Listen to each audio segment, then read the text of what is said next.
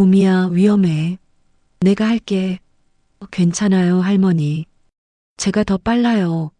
12살 해녀 봄이가 폐어망에 온몸이 얽힌 채 의식을 잃고 떠다니는 남자를 향해 주저없이 헤엄쳐 갔습니다. 그 남자는 바로 국내 최대 건설기업 한강그룹의 강태준 회장이었습니다.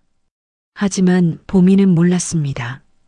자신이 구한 이 남자 때문에 평생 겪어보지 못한 위험과 배신, 그리고 기적 같은 인연이 시작될 것이라는 사실을.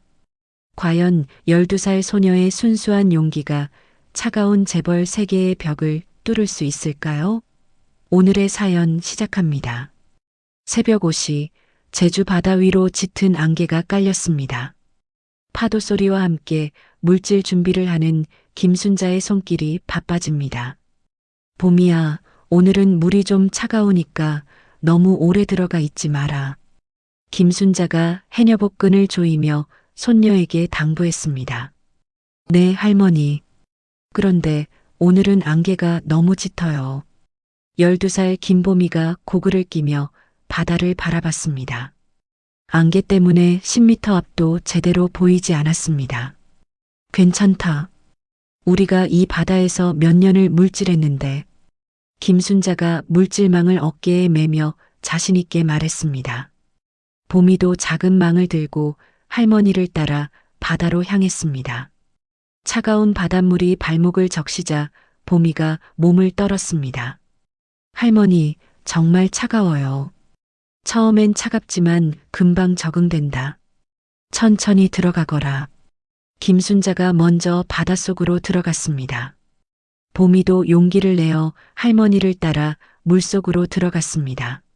물질을 시작한 지 30분쯤 지났을 때였습니다. 봄이가 물 위로 머리를 내밀며 숨을 고르던 중 이상한 것을 발견했습니다. 할머니, 저기 뭔가 떠다녀요. 봄이가 손으로 가리키며 소리쳤습니다. 안개 사이로 검은 그림자가 파도에 떠밀려 다니고 있었습니다. 김순자가 봄이 쪽으로 헤엄쳐 와서 눈을 찌푸렸습니다. 저게 뭐지? 나무 토막인가? 아니에요, 할머니. 사람 같아요. 봄이의 목소리에 긴장감이 묻어났습니다. 두 사람이 그 방향으로 헤엄쳐 가자 검은 그림자의 정체가 드러났습니다. 어머, 정말 사람이네. 김순자가 놀라며 말했습니다. 남자 한 명이 폐어망에 온몸이 얽힌 채 의식을 잃고 떠다니고 있었습니다. 할머니, 어떻게 해요? 봄이가 당황하며 물었습니다. 일단 육지로 끌고 가야 한다. 김순자가 결단을 내렸습니다. 봄이는 주저없이 남자에게 헤엄쳐 갔습니다. 봄이야, 위험해. 내가 할게. 괜찮아요, 할머니. 제가 더 빨라요. 봄이가 남자의 팔을 잡고 할머니 쪽으로 끌어왔습니다. 김순자도 반대편에서 남자를 지탱했습니다. 이 사람 정말 무거워. 봄이가 숨을 헐떡이며 말했습니다. 그래도 포기하면 안 된다. 목숨이 걸린 일이야. 김순자와 봄이는 힘을 합쳐 남자를 해변으로 끌어올렸습니다. 백사장의 남자를 눕히자 김순자가 남자의 코 밑에 손을 대봤습니다. 숨은 쉬고 있다. 김순자가 안도의 표정을 지었습니다. 봄이가 남자의 얼굴에서 해초를 떼어내며 살펴봤습니다. 할머니, 이 사람 옷이 정말 비싸 보여요. 남자는 고급 양복을 입고 있었고 손목에는 반짝이는 시계를 차고 있었습니다. 아무리 그래도 사람 목숨이 먼저지. 김순자가 남자의 가슴을 강하게 눌렀습니다. 바닷물이 남자의 입에서 흘러나왔습니다. 잠시 후 남자가 기침을 하며 눈을 떴습니다. 여기가 어디죠? 남자가 약한 목소리로 물었습니다. 제주도 해안이에요. 바다에서 떠다니고 계셨어요. 봄이가 걱정스런 표정으로 대답했습니다. 남자가 천천히 몸을 일으켜 앉았습니다. 제가 바다에? 네, 그물에 온몸이 감겨서 의식을 잃고 계셨어요. 김순자가 남자 옆에 앉으며 말했습니다. 저는 강태준이라고 합니다. 정말 감사합니다. 강태준이 고개를 숙이며 인사했습니다. 저희는 김순자, 김보미 할머니 손녀예요. 보미가 밝게 웃으며 자기소개를 했습니다. 어떻게 바다에 빠지신 거예요? 김순자가 걱정스럽게 물었습니다. 어젯밤에 요트 파티가 있었는데 술을 너무 많이 마신 것 같습니다. 실족해서 바다에. 강태준이 머리를 감싸며 말했습니다. 구명조끼도 안 입으셨군요. 보미가 안타까운 표정을 지었습니다. 부주의했습니다. 정말 죽을 뻔했네요. 강태준이 보미와 김순자를 번갈아 보며 말했습니다. 병원에 가세요. 몸에 상처도 많고. 김순자가 강태준의 팔에 난 상처를 가리켰습니다. 아니요, 괜찮습니다. 집에서 처치해 주시면. 그래도 병원이 좋을 텐데. 보미가 걱정스럽게 말했습니다. 정말 괜찮습니다. 오히려 제가 폐를 끼쳐서 죄송합니다. 강태준이 정중하게 사양했습니다. 김순자가 강태준을 자세히 살펴봤습니다. 고급 양복과 비싼 시계, 말씨로 봐서 보통 사람이 아님을 직감했습니다. 그럼 우리 집으로 가시죠. 상처 정도는 치료해 드릴 수 있어요. 김순자가 일어서며 말했습니다. 정말 감사합니다. 강태준이 일어서려다가 비틀거렸습니다. 보미가 재빨리 강태준을 부축했습니다. 천천히 하세요. 고마워요, 꼬마야. 강태준이 보미의 머리를 쓰다듬었습니다. 세 사람이 천천히 김순자의 집으로 향했습니다. 강태준은 걸으면서도 자신을 구해준 이 할머니와 손녀가 신기했습니다. 보미는 정말 용감하네요. 나 같은 어른도 무서웠을 텐데. 저는 7살 때부터 할머니랑 바다에 나가거든요. 보미가 자랑스럽게 말했습니다. 7살부터? 정말 대단해요. 강태준이 감탄했습니다. 우리 보미가 물질도 잘해요. 김순자가 손녀를 자랑했습니다. 집에 도착하자 김순자가 강태준을 마루에 앉혔습니다. 옷을 좀 갈아입으시죠. 젖은 옷 입고 있으면 감기 걸려요. 김순자가 남편의 옷을 꺼내왔습니다. 정말 죄송합니다. 강태준이 고마워했습니다. 옷을 갈아입은 강태준에게 김순자가 상처 치료를 해주었습니다. 많이 아프죠?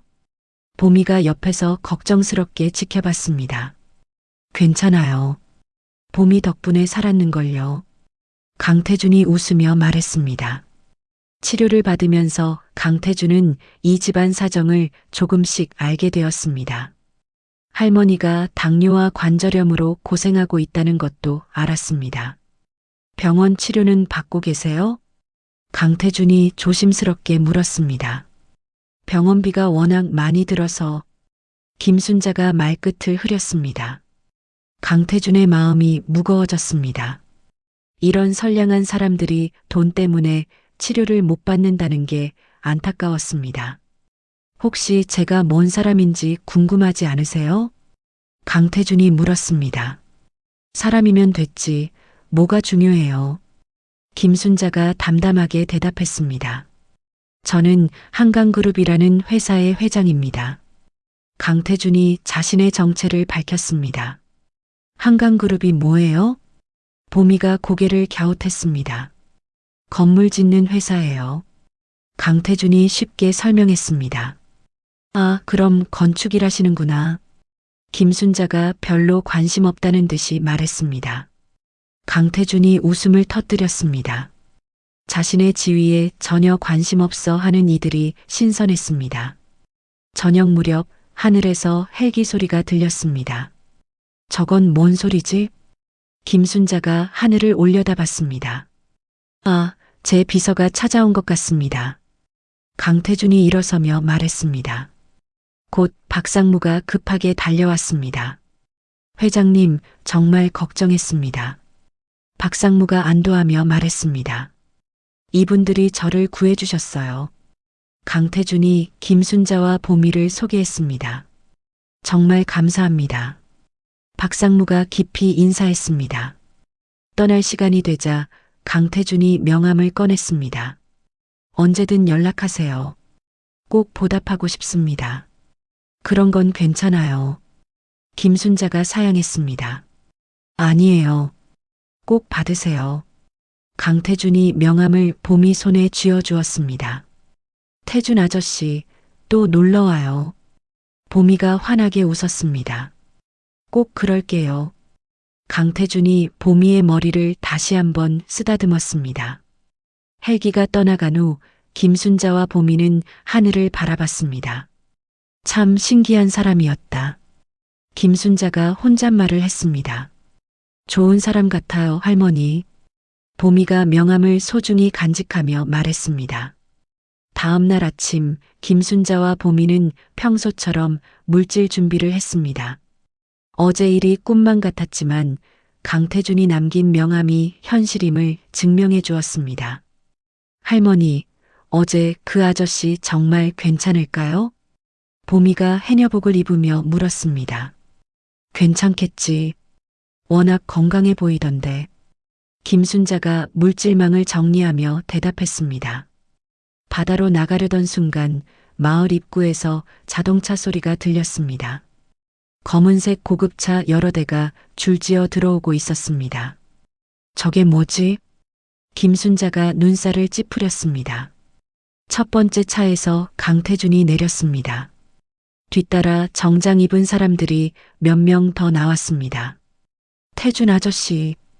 봄이가 기뻐하며 달려갔습니다. 봄이야, 안녕하세요. 강태준이 환하게 웃으며 봄이를 맞았습니다. 어떻게 또 오셨어요? 김순자가 다가오며 물었습니다. 어제 신세를 많이 져서요. 그냥 갈 수가 없었습니다. 강태준이 정중하게 인사했습니다. 그런 거 신경 쓰지 마세요.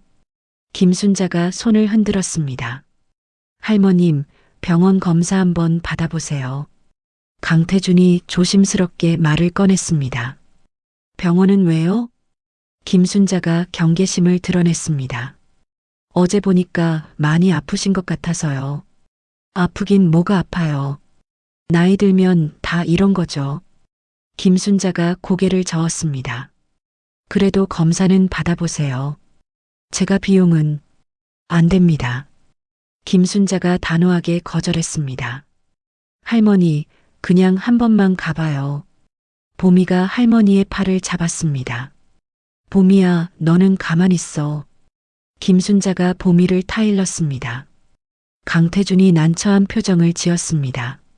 선의로 제안한 일인데 받아들여지지 않으니 당황스러웠습니다.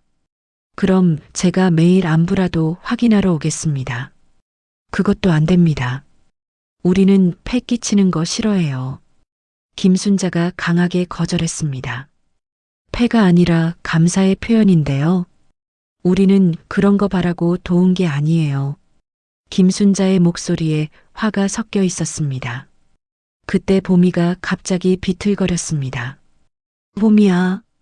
김순자가 재빨리 봄이를 붙잡았습니다. 할머니, 어지러워요. 봄이가 약한 목소리로 말했습니다. 강태준이 급히 다가왔습니다. 병원에 가야겠어요. 아니에요. 잠깐 앉아있으면 괜찮아질 거예요. 김순자가 봄이를 집으로 데려갔습니다. 하지만 봄이의 상태가 나아지지 않았습니다. 얼굴이 창백해지고 식은땀이 흘렀습니다. 할머님, 이건 병원에 가야 합니다. 강태준이 단호하게 말했습니다. 싫다고 했잖아요. 김순자가 고집을 부렸습니다. 그때 봄이가 갑자기 의식을 잃고 쓰러졌습니다. 봄이야. 김순자가 소리쳤습니다. 강태준이 봄이를 안고 차로 달려갔습니다. 할머님, 같이 가세요. 이러지 마세요. 제발. 김순자가 따라오며 울먹였습니다. 병원 응급실에서 의사가 봄이를 진찰했습니다. 혈당이 너무 낮습니다. 영양실조 증상도 보이고요. 의사가 김순자에게 설명했습니다. 그럼 심각한 건가요? 강태준이 걱정스럽게 물었습니다. 지금 당장은 위험하지 않지만 지속적인 관리가 필요합니다. 할머니도 검사 받으세요. 강태준이 김순자에게 말했습니다. 저는 괜찮아요. 할머님까지 쓰러지면 보미는 어떻게 해요? 강태준의 말에 김순자가 마음을 바꿨습니다. 알겠습니다. 검사 결과 김순자의 당뇨가 심각한 수준까지 악화되어 있었습니다. 즉시 치료를 시작해야 합니다. 의사가 심각한 표정으로 말했습니다. 치료비는 얼마나 들까요? 김순자가 떨리는 목소리로 물었습니다. 월 200만 원 정도는 생각하셔야 할 것 같습니다. 의사의 대답에 김순자가 주저앉았습니다.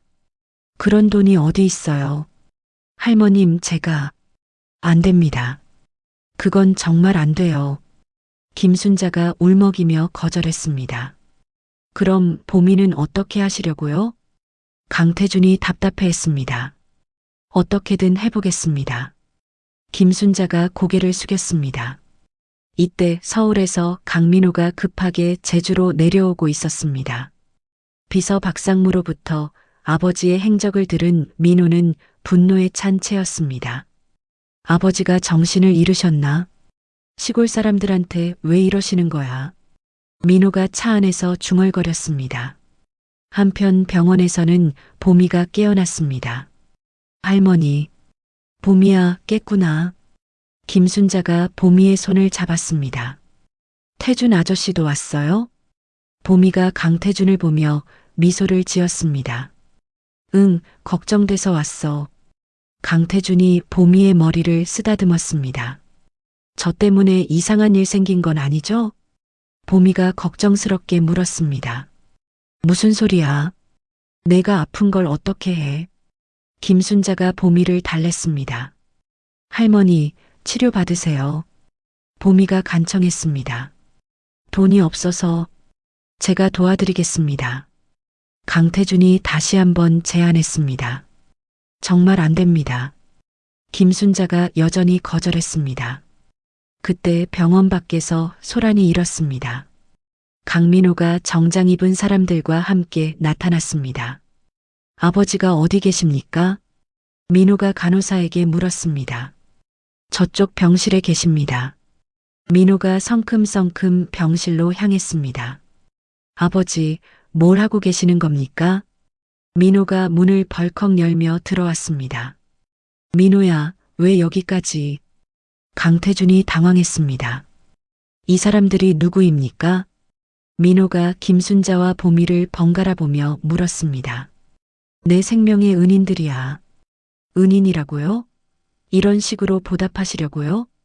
민호의 목소리가 높아졌습니다. 무슨 말이야? 아버지, 정신 차리세요. 우리가 누구입니까? 민호가 화를 내며 말했습니다. 병실 분위기가 급격히 차가워졌습니다. 보미가 무서워하며 김순자 뒤로 숨었습니다. 이 사람들과는 이제 인연을 끊으세요. 민호가 단호하게 말했습니다. 강태준의 얼굴이 굳어졌습니다. 아들의 태도에 실망과 분노가 섞인 표정이었습니다. 민호의 압력이 시작된 지 일주일이 지났습니다. 김순자와 보미는 마을에서 점점 고립되어 갔습니다. 할머니, 오늘도 바다에 나가면 안 될까요? 보미가 창문 밖을 바라보며 물었습니다. 안 된다. 그 사람들이 또 올지 몰라. 김순자가 걱정스럽게 고개를 저었습니다. 며칠 전부터 민호가 보낸 사람들이 보미의 물질 도구를 망가뜨리고 있었습니다. 마을 사람들도 민호의 압력 때문에 보미 가족과 거리를 두기 시작했습니다. 이장님까지 우리를 피하시네. 김순자가 한숨을 쉬었습니다. 학교에서도 보미는 힘든 시간을 보내고 있었습니다. 야, 김보미. 너희 집 정말 돈 많은 아저씨한테서 돈 받았다며? 같은 반아이가 보미를 놀렸습니다. 아니야. 그런 거 아니라고. 보미가 억울하게 대답했습니다. 거짓말하지 마. 우리 엄마가 그러던데. 아이들이 보미를 둘러싸며 놀렸습니다. 보미는 눈물을 참고 집으로 달려왔습니다. 할머니, 저희가 뭘 잘못했어요? 보미가 울먹이며 물었습니다. 아무것도 잘못한 게 없다. 김순자가 보미를 안아주었습니다. 그때 대문 밖에서 차 소리가 들렸습니다. 이번에는 더 큰 차가 왔습니다. 민호와 함께 나이 든 남자가 내렸습니다. 그는 강태준의 형인 강태수였습니다. 여기가 그 집인가? 강태수가 집을 둘러보며 물었습니다. 네, 삼촌. 저 할머니와 아이가. 민호가 대답했습니다. 강태수가 문을 두드렸습니다. 누구세요? 김순자가 문 너머로 물었습니다. 강태준의 형 강태수입니다.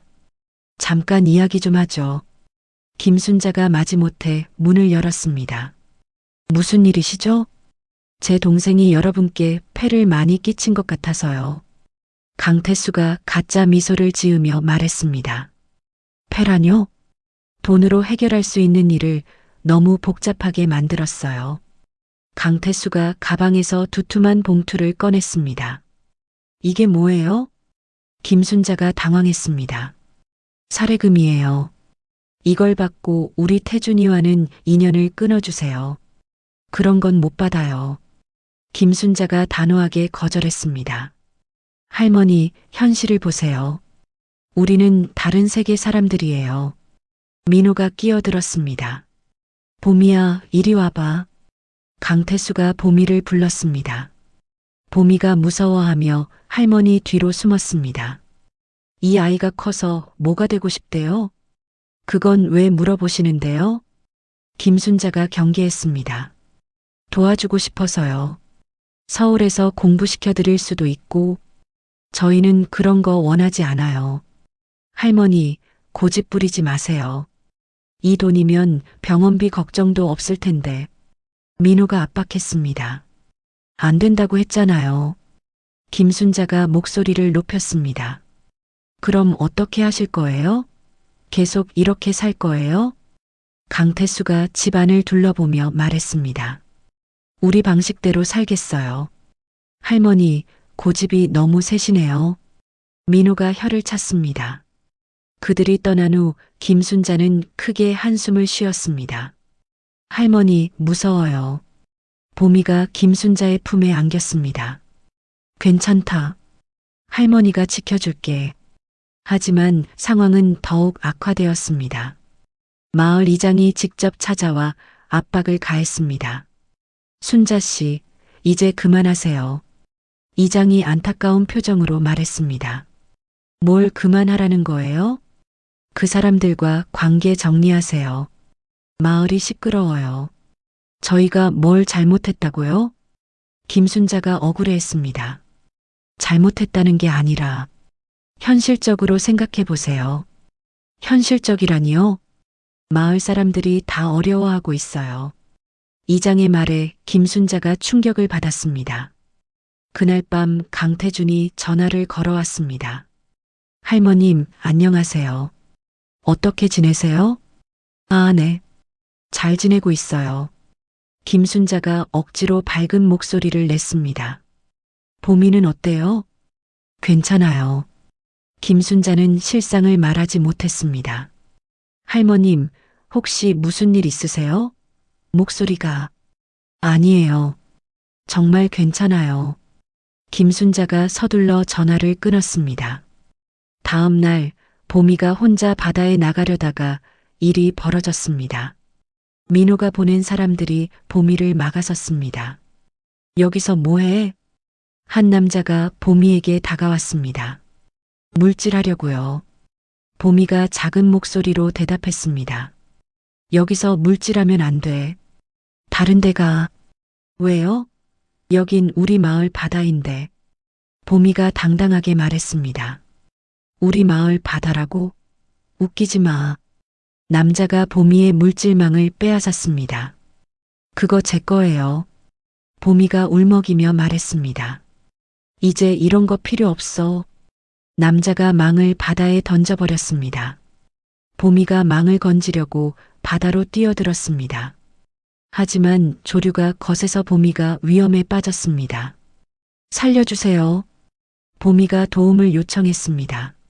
하지만 해변에 있던 사람들은 모른 척했습니다. 보미는 파도에 휩쓸려 점점 깊은 곳으로 밀려갔습니다. 그때 강태준이 나타났습니다. 보미가 위험에 빠진 것을 본 강태준이 옷을 벗고 바다로 뛰어들었습니다. 보미야. 강태준이 보미에게 헤엄쳐 갔습니다. 보미는 이미 의식을 잃고 있었습니다. 발목에는 날카로운 바위에 긁힌 상처가 깊게 나 있었습니다. 강태준이 보미를 안고 해변으로 올라왔습니다. 119에 신고해. 강태준이 주변 사람들에게 소리쳤습니다. 하지만 아무도 움직이지 않았습니다. 모두 민호의 압력 때문에 두려워하고 있었습니다. 강태준이 직접 119에 전화를 걸었습니다. 여기 제주 해안에 아이가 다쳤어요. 빨리 와주세요. 구급차가 도착할 때까지 강태준이 보미를 돌봤습니다. 보미야, 정신 차려. 할아저씨 여기 있어. 하지만 보미는 깨어나지 않았습니다. 병원으로 이송된 보미의 상태는 심각했습니다.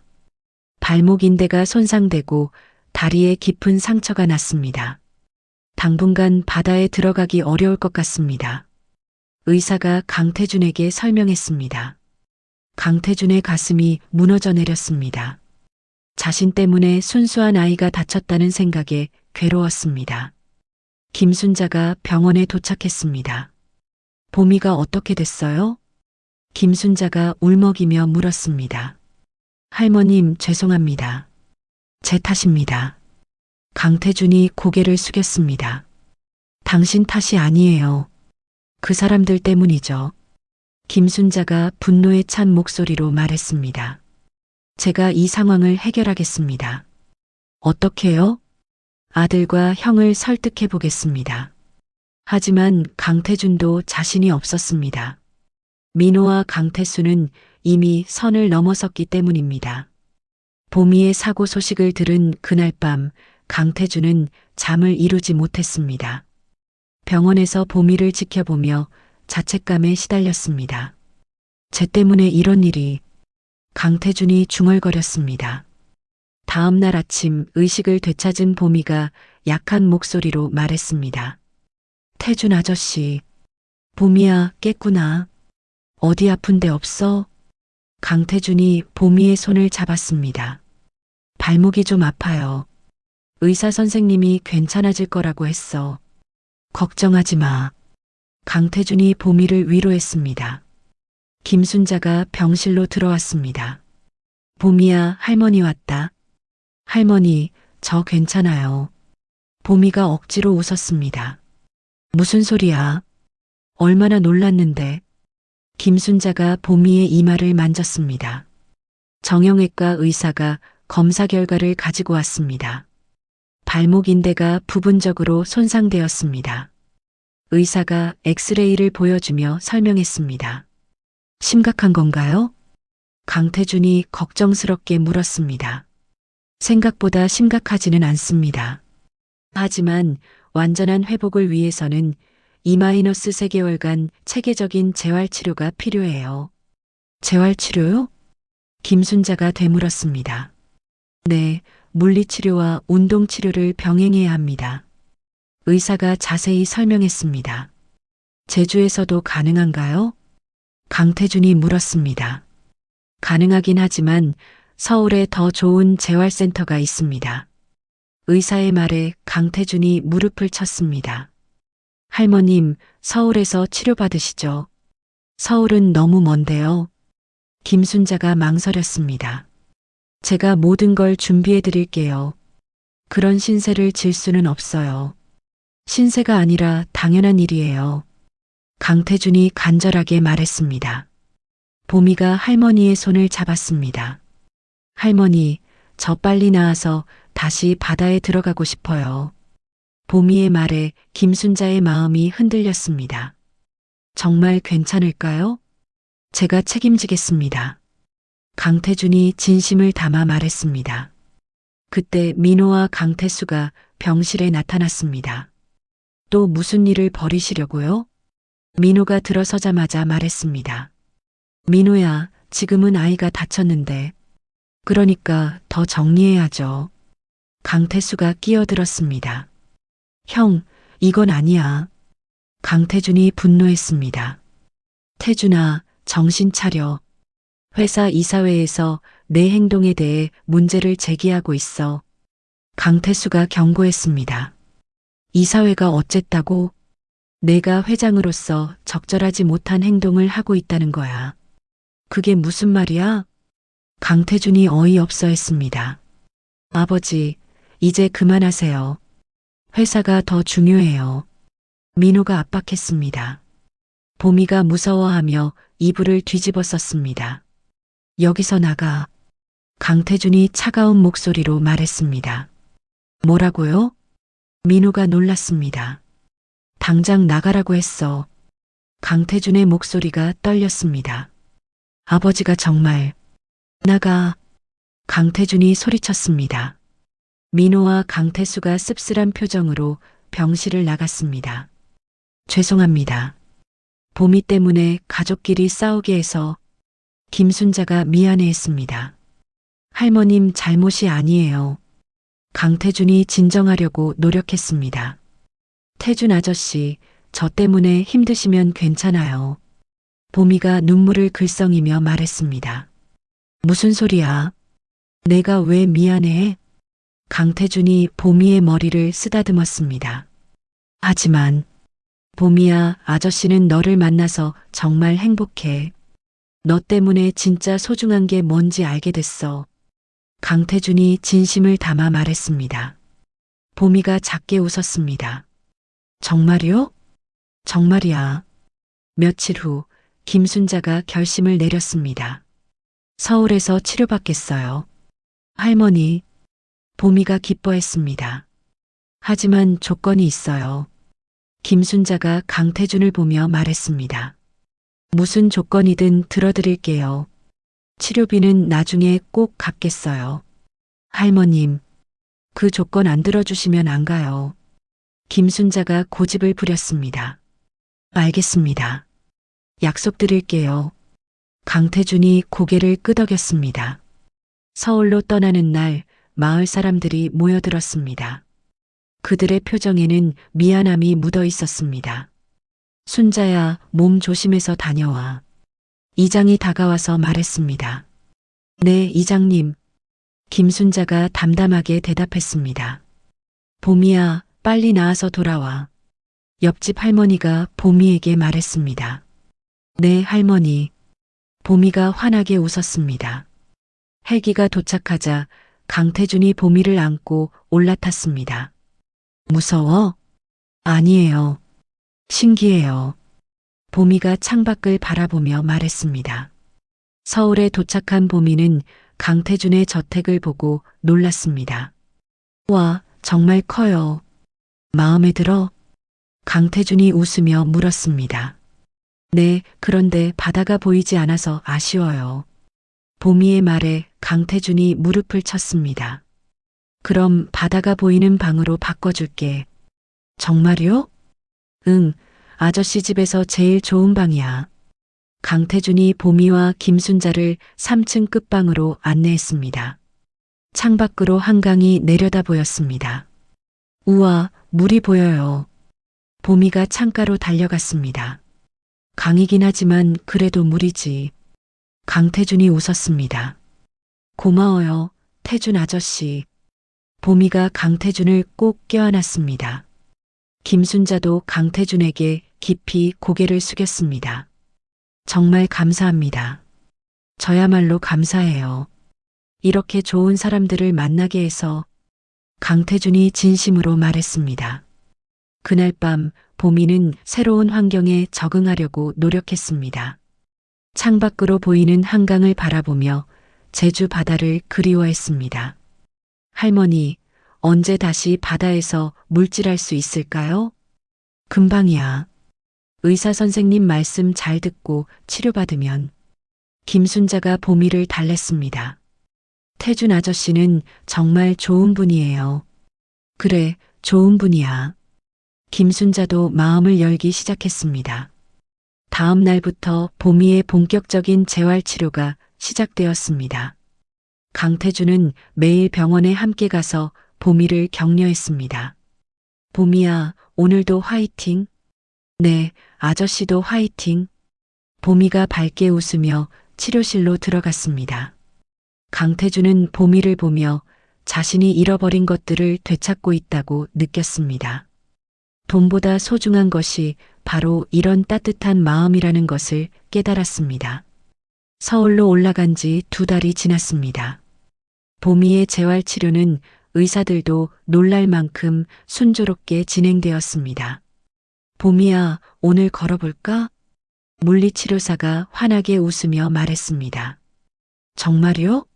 이제 걸을 수 있어요? 보미가 기뻐하며 일어났습니다. 천천히 해봐. 강태준이 옆에서 격려했습니다. 보미가 조심스럽게 한 걸음씩 걸어갔습니다. 처음에는 다리가 떨렸지만 점점 안정되었습니다. 와, 걸을 수 있어요. 보미가 환성을 질렀습니다. 보미야, 잘했어. 김순자가 박수를 쳤습니다. 강태준의 눈에 눈물이 맺혔습니다. 이런 작은 기쁨이 이렇게 크게 느껴진 것은 처음이었습니다. 태준 아저씨, 왜 우세요? 보미가 강태준의 얼굴을 들여다봤습니다. 너무 기뻐서 그래. 강태준이 눈물을 닦으며 웃었습니다. 재활치료가 끝난 후 강태준은 보미와 김순자를 서울 곳곳으로 데려갔습니다. 남산타워, 경복궁, 한강공원을 함께 구경했습니다. 서울은 정말 크네요. 보미가 남산타워 전망대에서 감탄했습니다. 제주도가 그리워? 강태준이 물었습니다. 조금요. 하지만 여기도 좋아요. 보미가 솔직하게 대답했습니다. 아저씨는 어렸을 때 어디서 살았어요? 나도 시골에서 살았어. 너처럼 가난했지. 강태준이 창밖을 바라보며 말했습니다. 정말요? 응, 하루 종일 일해도 먹을 게 없는 날이 많았어. 강태준이 어린 시절을 회상했습니다. 그럼 어떻게 이렇게 부자가 됐어요? 보미가 호기심 어린 눈으로 물었습니다. 열심히 공부하고 일했거든. 하지만 그러다 보니 정말 중요한 걸 잊고 살았어. 중요한 게 뭐예요? 사람 마음이야. 돈보다 훨씬 소중한 건데. 강태준이 보미의 머리를 쓰다듬었습니다.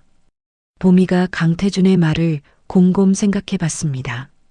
아저씨, 저도 공부 열심히 해서 바다를 지키는 사람이 될 거예요. 바다를 지킨다고? 네, 바다 생물들을 보호하고 연구하는 사람이요. 보미의 꿈에 강태준이 감동했습니다. 정말 멋진 꿈이야.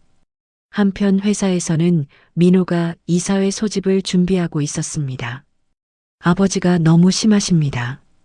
민호가 강태수에게 불평했습니다.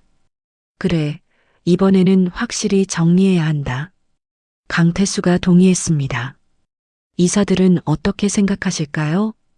대부분 우리 편이야. 회장이 개인적 감정으로 회사를 운영한다고 생각하거든. 강태수가 자신만만하게 말했습니다. 하지만 강태주는 이미 신뢰할 만한 이사들과 경영진을 확보해 놓은 상태였습니다. 오랫동안 회사를 이끌어온 그의 경험과 인맥이 있었습니다. 이사회 당일 민호와 강태수의 계획은 실패로 돌아갔습니다. 회장님의 경영은 여전히 탁월합니다. 한 이사가 강태준을 지지한다고 발언했습니다. 개인적인 일과 회사 업무를 구분하시는 것도 좋습니다. 다른 이사도 찬성했습니다. 민호와 강태수는 당황했습니다. 이사님들, 다시 생각해 보세요. 민호가 애원했습니다. 민호 상무님, 회장님은 여전히 유능하십니다. 더 이상 말씀하지 마세요. 강태준이 차가운 목소리로 말했습니다. 민호와 강태수는 쓴맛을 삼켜야 했습니다. 그날 저녁 강태준은 보미와 김순자에게 좋은 소식을 전했습니다. 의사 선생님이 곧 제주로 돌아가도 된다고 하셨어.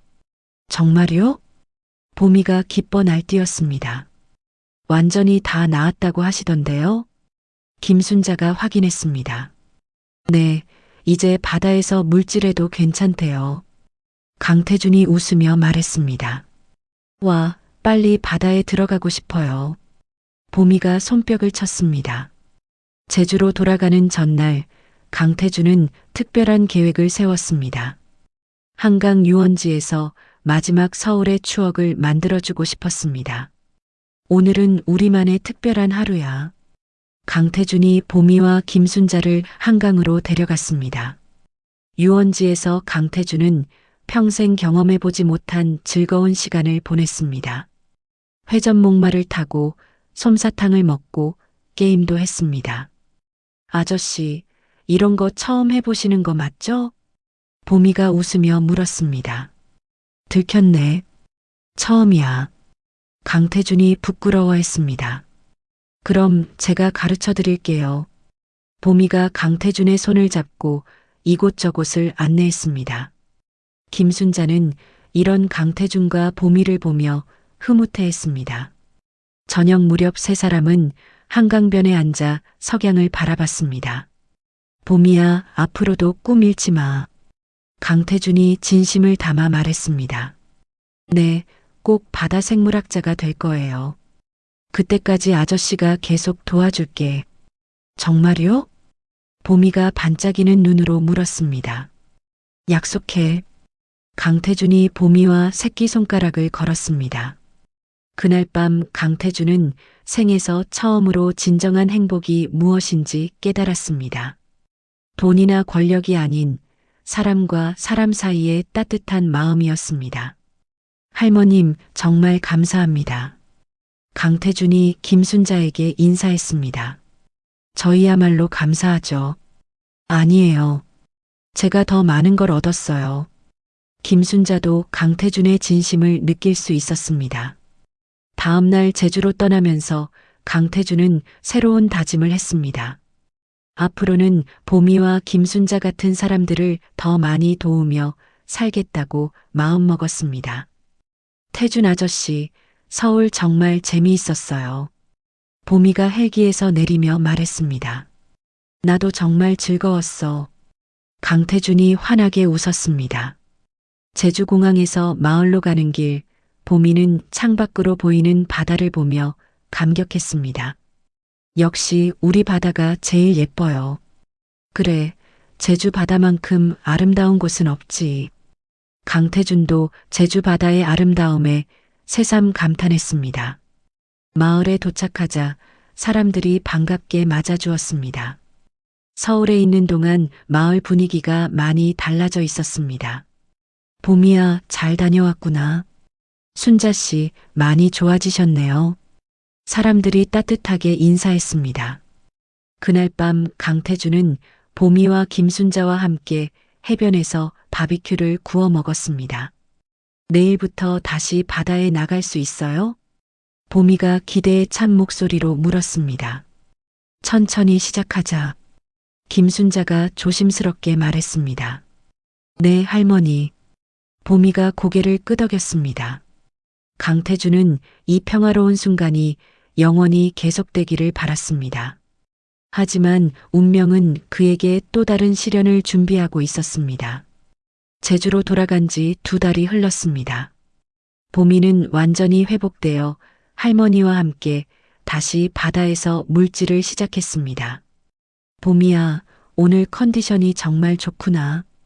김순자가 보미가 따온 전복을 보며 감탄했습니다. 서울에서 재활치료받은 보람이 있어요. 보미가 환하게 웃었습니다.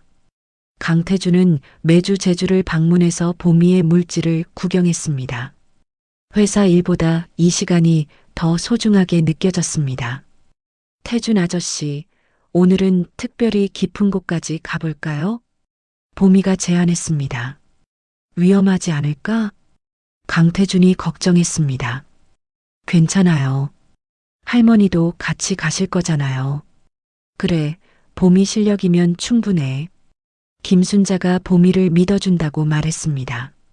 마을 사람들도 이제 강태준을 완전히 받아들였습니다. 처음에는 의심의 눈초리로 봤지만 이제는 마을의 일원처럼 대했습니다. 회장님, 오늘도 오셨네요. 이장이 반갑게 인사했습니다.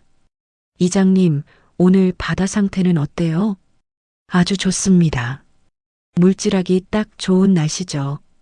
강태주는 해녀 문화를 보존하는 작은 전시관을 만들기로 결심했습니다.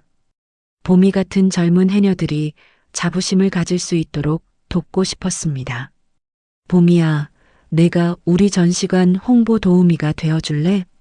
정말요? 제가 할 수 있을까요? 봄이가 설레는 목소리로 물었습니다. 당연하지. 너만큼 해녀 일을 사랑하는 사람이 어디 있어. 강태준이 격려했습니다. 김순자의 건강도 서울에서 받은 치료 덕분에 많이 좋아졌습니다. 당뇨 수치가 정상으로 돌아왔고 관절염도 거의 나았습니다. 정말 새 사람이 된 것 같아요. 김순자가 활기차게 말했습니다. 할머니가 건강하시니까 저도 마음이 편해요. 봄이가 할머니 팔짱을 끼며 말했습니다. 어느 날 강태주는 특별한 선물을 준비했습니다. 직접 주문 제작한 해녀복이었습니다. 이게 뭐예요? 봄이가 예쁜 포장지를 뜯어봤습니다. 너만을 위한 특별한 해녀복이야. 우와, 정말 예뻐요. 봄이가 해녀복을 펼쳐보며 감탄했습니다. 해녀복에는 봄이의 이름과 함께 작은 바다 생물 자수가 놓여 있었습니다. 이걸 입고 바다에 들어가면 기분이 어떨까요? 해보면 알지. 강태준이 미소를 지었습니다. 봄이가 새 해녀복을 입고 바다에 들어갔습니다. 물속에서 유영하는 모습이 정말 아름다웠습니다. 1시간 후 봄이가 특별한 전복을 들고 올라왔습니다. 태준 아저씨, 이거 드세요. 이렇게 큰 전복을? 네, 아저씨 선물에 대한 답례예요. 봄이가 환하게 웃었습니다. 강태준이 전복을 받아들며 감격했습니다. 이런 순수한 마음을 받아본 것이 언제였는지 기억이 나지 않았습니다. 그날 오후 행복한 시간을 보내던 중이었습니다. 강태준이 갑자기 가슴을 움켜잡으며 비틀거렸습니다. 아저씨, 괜찮으세요? 봄이가 놀라서 달려갔습니다. 괜찮아. 잠깐만. 하지만 강태준의 얼굴이 창백해졌습니다. 할머니, 빨리 와보세요. 봄이가 소리쳤습니다. 김순자가 급히 달려와서 강태준을 살펴봤습니다. 119에 신고해야겠다. 김순자가 재빨리 전화를 걸었습니다. 구급차가 도착할 때까지 강태준은 의식을 잃고 있었습니다. 봄이가 강태준의 손을 잡고 눈물을 흘렸습니다. 태준 아저씨, 정신 차리세요. 제주대학교 병원에서 응급처치를 받은 후 서울로 이송이 결정되었습니다. 급성 심장마비입니다. 즉시 서울대학병원으로 가야 해요. 의사가 긴급하게 말했습니다. 헬기가 도착하자 봄이와 김순자도 함께 서울로 향했습니다. 서울대학병원 중환자실에서 강태준은 생사의 갈림길에 서 있었습니다. 상태가 매우 위중합니다. 언제든 재발할 수 있어요. 담당 의사가 심각한 표정으로 설명했습니다. 봄이와 김순자는 중환자실 밖에서 기다렸습니다. 할머니, 아저씨가 괜찮아질까요? 봄이가 불안해했습니다. 괜찮을 거야. 아저씨는 강한 분이야. 김순자가 봄이를 위로했습니다. 소식을 들은 민호가 급히 병원에 왔습니다. 아버지 상태가 어떻습니까? 민호가 의사에게 물었습니다. 수술은 성공했지만 절대 안정이 필요합니다. 그럼 언제 깨어나세요? 아직 확실하지 않습니다. 민호가 중환자실 밖에서 봄이와 김순자를 발견했습니다. 여기서 뭘 하고 있어요? 아저씨 걱정돼서요. 봄이가 작은 목소리로 대답했습니다. 이제 집에 가세요. 여기 있어봤자 소용없어요. 민호가 차가운 목소리로 말했습니다. 조금만 더 있으면 안 될까요? 안 됩니다. 가족이 아니잖아요. 민호의 말에 보미가 상처받았습니다. 우리가 가족이에요. 보미가 용기를 내어 말했습니다. 뭐라고요? 태준 아저씨가 저희는 가족이라고 했어요. 말도 안 되는 소리 하지 마세요. 민호가 화를 냈습니다. 그때 강태수도 나타났습니다. 민호야, 이번 기회에 확실히 정리하자. 무슨 말씀이세요? 아버지가 의식 없는 사이에 경영권을 넘겨받는 거야. 강태수가 속삭였습니다. 그럴 수 있나요? 응급 이사회를 소집하면 돼. 강태수가 계획을 설명했습니다. 다음 날 한강그룹에서는 응급 이사회가 열렸습니다. 강태준의 건강 악화를 이유로 경영권을 민호에게 임시 이양한다는 내용이었습니다. 회장님이 의식을 회복할 때까지 임시 조치입니다. 강태수가 이사들에게 설명했습니다. 너무 성급한 것 아닙니까? 한 이사가 반대했습니다. 환자 상태가 언제 나아질지 모르잖아요. 회사는 계속 운영되어야 합니다. 강태수가 압박했습니다. 결국 안건이 통과되었습니다. 민호가 한강그룹의 임시 회장이 되었습니다. 병원에서 이 소식을 들은 보미가 울음을 터뜨렸습니다. 왜 이런 일이 일어나는 거예요? 세상이 원래 그런 거야. 김순자가 한숨을 쉬었습니다.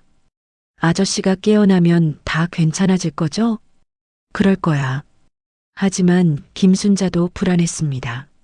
앞으로 어떤 일이 벌어질지 알 수 없었습니다. 중환자실에서 강태준은 여전히 깨어나지 못하고 있었습니다. 보미는 매일 병원을 찾아와서 강태준의 회복을 기원했습니다. 태준 아저씨, 빨리 일어나세요. 제주 바다가 기다리고 있어요. 태준의 수술이 끝난 일주일 후 드디어 그가 의식을 되찾았습니다. 눈을 뜬 강태준이 가장 먼저 찾은 사람은 보미였습니다. 보미는 어디 있어?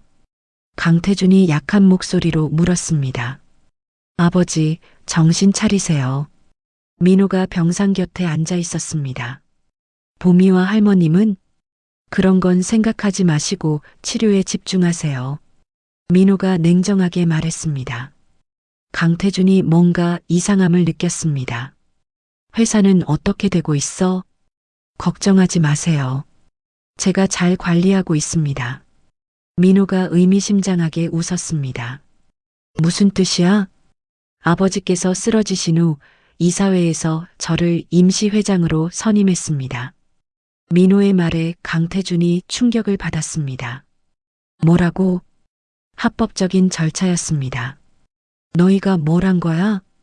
강태준이 화를 내려 했지만 가슴이 아팠습니다.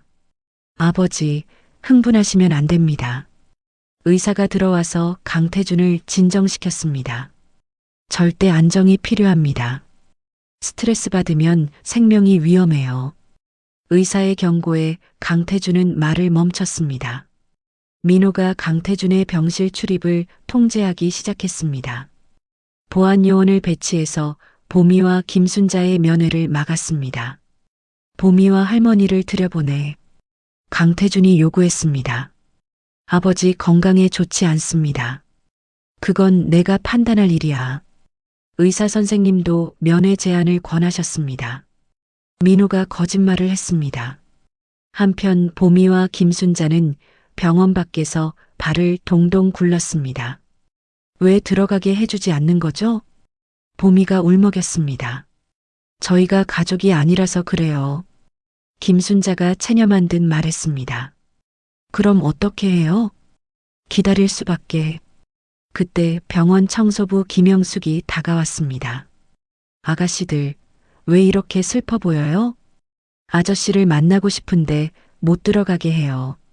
보미가 사정을 설명했습니다. 그 회장님 말씀이시구나. 김영숙이 고개를 끄덕였습니다. 혹시 방법이 없을까요? 청소할 때 같이 들어가 볼까요? 김영숙이 조심스럽게 제안했습니다. 정말요? 보미가 기뻐했습니다. 하지만 들키면 큰일이니까 조심해야 해요. 그날 밤늦게 김영숙의 도움으로 보미가 강태준의 병실에 들어갔습니다. 태준 아저씨. 보미가 조용히 불렀습니다. 강태준이 눈을 떴습니다. 보미야? 정말 보미야? 네, 저예요. 보미가 강태준의 손을 잡았습니다. 할머니는 밖에서 기다리고 계세요. 내가 얼마나 걱정했는데. 강태준이 보미의 손을 꼭 잡았습니다. 아저씨도 많이 아파 보여요. 괜찮아. 너를 보니까 힘이 나. 강태준이 약하게 웃었습니다. 아저씨, 저 중요한 말씀이 있어요.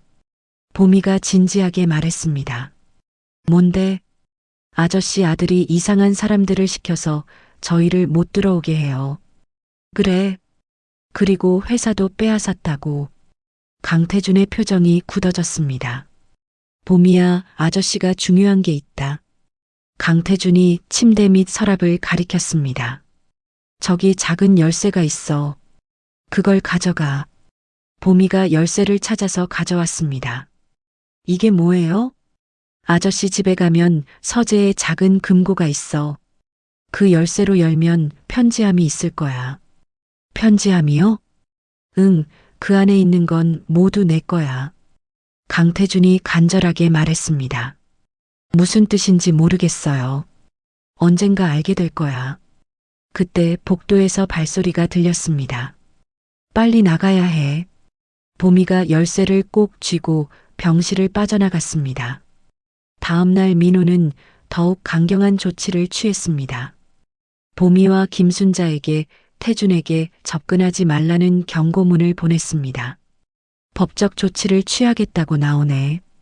김순자가 경고문을 보며 한숨을 쉬었습니다. 저희가 뭘 잘못했다고? 권력 있는 사람들은 원래 그래. 김순자가 체념했습니다. 그럼 제주로 돌아가야 하나요? 그래야 할 것 같다. 한편 강태준은 비밀리에 옛 친구 이정우 변호사에게 연락을 취했습니다. 정우야, 나야. 강태준이 휴대전화로 조용히 통화했습니다. 태준아, 어떻게 됐어?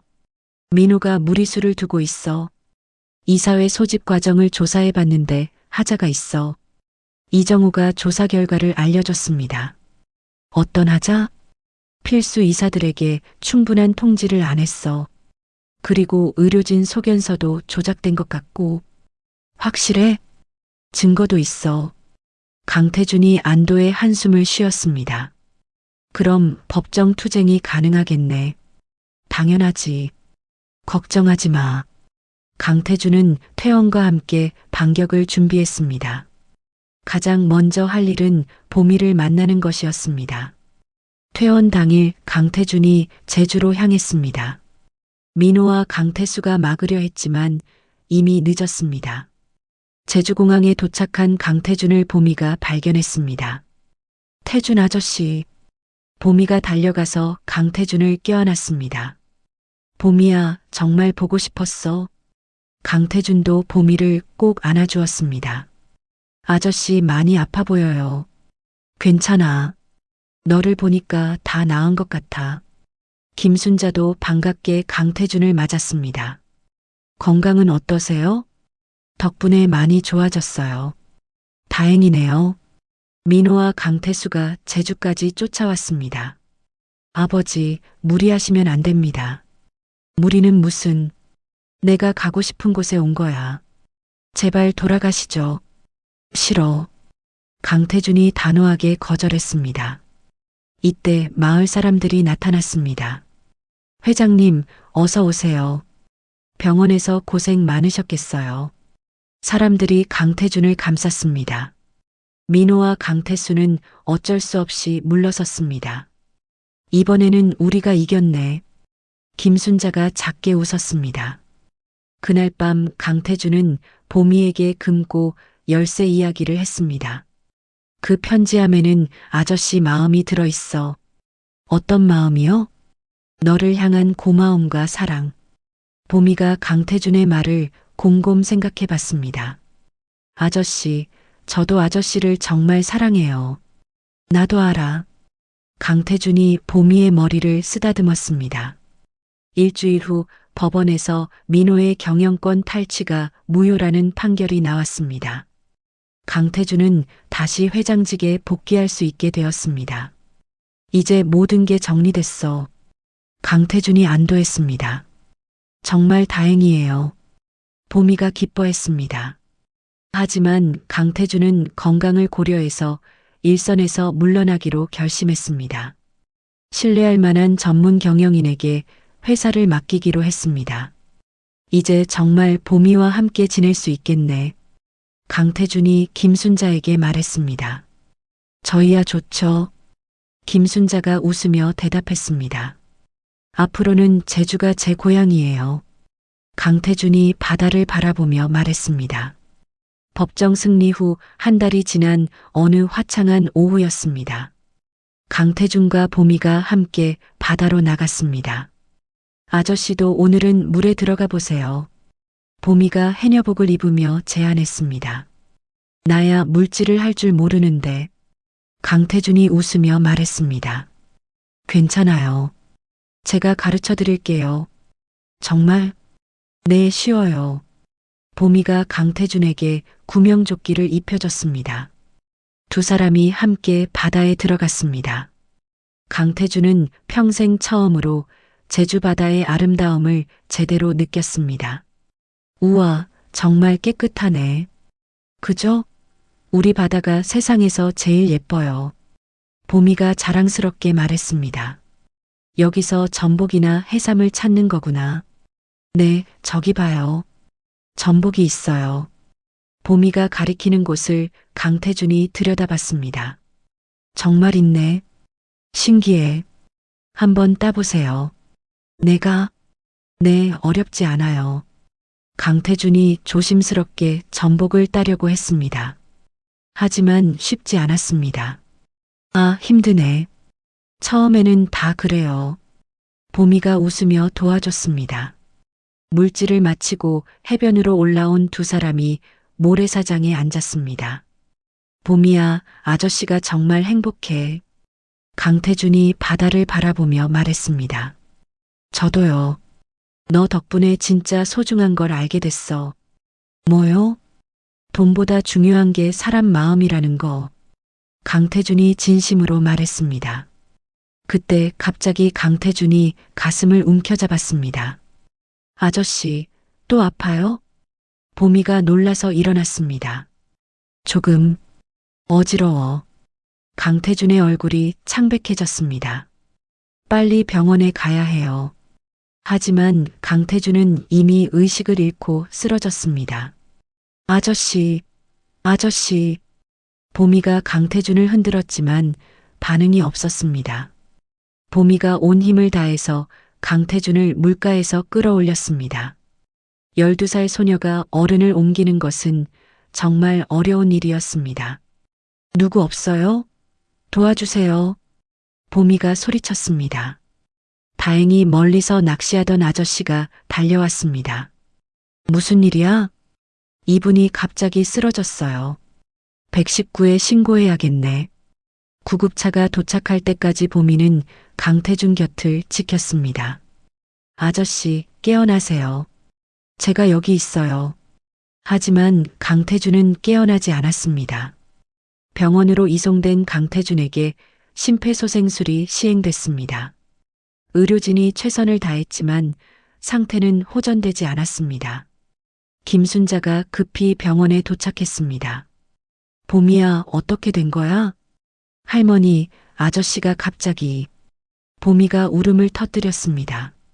1시간 후 강태준이 잠깐 의식을 되찾았습니다. 보미야. 네, 아저씨. 여기 있어요. 보미가 강태준의 손을 잡았습니다. 내 서재 금고. 기억하지? 네, 기억해요. 그 안에 있는 편지함. 내 거야. 강태준이 힘들게 말했습니다. 아저씨, 그런 얘기 나중에 해요. 아니야. 지금 들어야 해. 강태준이 보미의 손을 꽉 잡았습니다. 너는 정말 특별한 아이야. 아저씨를 구해줬잖아. 아저씨도 저를 구해주셨잖아요. 고마웠어. 정말. 강태준의 목소리가 점점 작아졌습니다. 아저씨, 말하지 마세요. 힘들어 하시잖아요. 봄이야. 꿈 잃지 마. 바다를 지키는 사람이 되거라. 네, 꼭 그럴게요. 할머니도 잘 모셔드려. 아저씨, 너희들을 만나서 정말 행복했어. 강태준이 마지막 힘을 다해 말했습니다. 저희도 행복했어요. 보미가 눈물을 흘리며 대답했습니다. 강태준이 보미와 김순자를 번갈아 보며 미소를 지었습니다. 그리고 조용히 눈을 감았습니다. 아저씨, 아저씨. 보미가 강태준을 흔들었지만 다시 깨어나지 않았습니다. 장례식장에는 정말 많은 사람들이 찾아왔습니다. 한강그룹 직원들과 제주마을 사람들이 모두 모였습니다. 회장님이 정말 좋은 분이셨어요. 보미를 진짜 아끼셨지. 사람들이 강태준을 그리워했습니다. 민호도 장례식에 참석했습니다. 아버지를 잃은 슬픔과 후회가 얼굴에 드러났습니다. 보미야, 미안해. 민호가 보미에게 다가와서 말했습니다. 네, 내가 너무 심했어. 민호가 고개를 숙였습니다. 괜찮아요. 보미가 담담하게 대답했습니다. 아버지가 정말 너를 사랑하셨어. 저도 아저씨를 사랑했어요. 보미의 말에 민호가 눈물을 흘렸습니다. 앞으로 아버지 뜻대로 해녀 박물관도 짓고 내 장학금도 계속 지원할게. 정말요? 약속해. 민호가 진심으로 말했습니다. 장례식이 끝난 후 보미와 김순자는 강태준의 집으로 갔습니다. 서재에 있는 금고를 열어봤습니다. 편지함 안에는 보미를 위한 장학금 통장과 해녀 박물관 건립 기금이 들어 있었습니다. 그리고 보미에게 보내는 마지막 편지도 있었습니다. 보미야, 이 편지를 읽고 있다는 건 아저씨가 떠났다는 뜻이겠지. 슬퍼하지 마. 아저씨는 너희를 만나서 정말 행복했어. 너는 꼭 바다 생물학자가 되어서 제주 바다를 지키는 사람이 되거라. 아저씨가 항상 너를 응원하고 있을 거야. 꿈을 향해 용감하게 헤엄쳐 나가거라. 보미가 편지를 읽고 눈물을 흘렸습니다. 할머니, 저 정말 바다 생물학자가 될 거예요. 그래, 꼭 그렇게 해야지. 김순자가 보미를 안아주었습니다. 1년 후 제주의 해녀 박물관이 완성되었습니다. 개관식에서 보미는 관장으로 임명된 김순자와 함께 테이프를 끊었습니다. 태준 아저씨, 약속 지켰어요. 보미가 강태준의 사진을 보며 말했습니다. 보미는 강태준이 설립한 장학재단의 첫 번째 수혜자가 되어 서울의 중학교에 진학했습니다. 방학 때마다 제주로 돌아와서 해녀 일을 계속했습니다.